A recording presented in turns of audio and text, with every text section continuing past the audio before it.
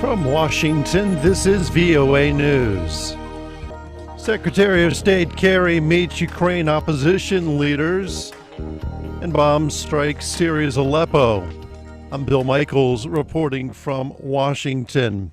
U.S. Secretary of State John Kerry has met with three of Ukraine's opposition leaders Saturday in Germany after exchanging a sharp word with Russia over the future of the former Soviet republic. Kerry met the opposition figures on the sidelines of the Munich Security Conference. A senior State Department official says Kerry reiterated U.S. support for the opposition leaders' efforts to speak out to defend democracy and choice for the Ukrainian people, but he encouraged them to remain peaceful and to continue discussions with the government. Local sources in Syria and rights groups say Syrian military helicopters have dropped bombs on rebel-held areas in the northern city of Aleppo.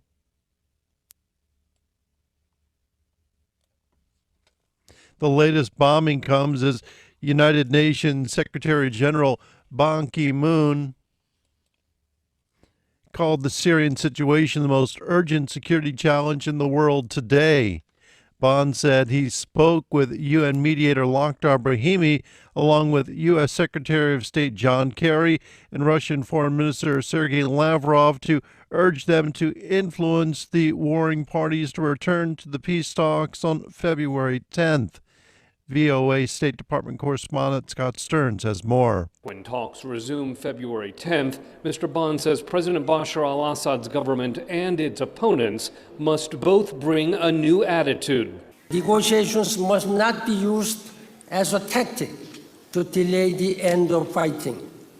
There is no military solution to this crisis. Mr. Ban and the Joint Special Representative Lakhdar Brahimi met late Friday with U.S. Secretary of State John Kerry and Russian Foreign Minister Sergei Lavrov.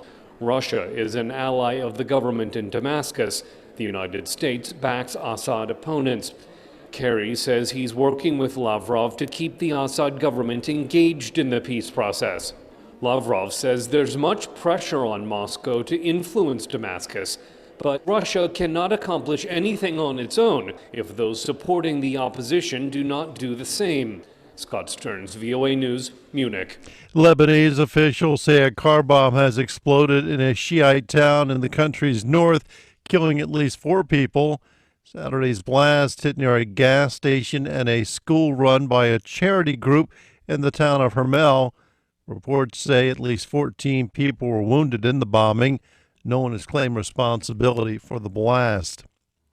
International donors have pledged an additional $314 million to help the Central African Republic, which has been dealing with widespread insecurity since rebels overthrew the president last year. The African Union announced the new funding in Ethiopia Saturday at the end of a donor conference on the CAR. At the one-day conference, representatives from across Africa and the world pledged financial support to MISCA, an African-led peacekeeping force operating in the CAR. Several thousand MISCA and French soldiers have been deployed in the country to prevent the violent inter-religious clashes that have ravaged the CAR.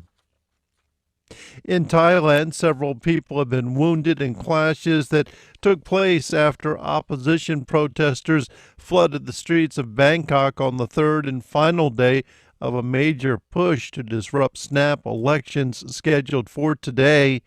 Volleys of gunshots and at least 2 explosions were heard overnight in the capital, which has seen massive protests since November. Protest leaders called Saturday for a peaceful blockade of roads to disrupt the election, but has also pledged not to stop people from voting. Despite pledges to stay away from the polling stations, many are expecting violence during today's voting.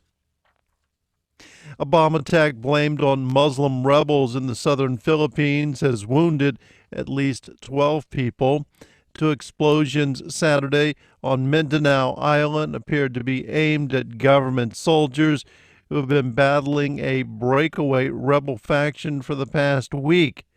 Military officials said the roadside bombs detonated 45 minutes apart, wounded 6 soldiers and 6 civilians, including 2 television journalists. Most of the victims were hit by shrapnel from the bombs.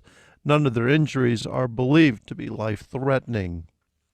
And the White House says it will be responding to a petition calling for the deportation of troubled Canadian-born pop star Justin Bieber. For more on these stories and a complete look at today's news, be sure to visit our website at voanews.com. Reporting from Washington, I'm Bill Michaels, VOA News.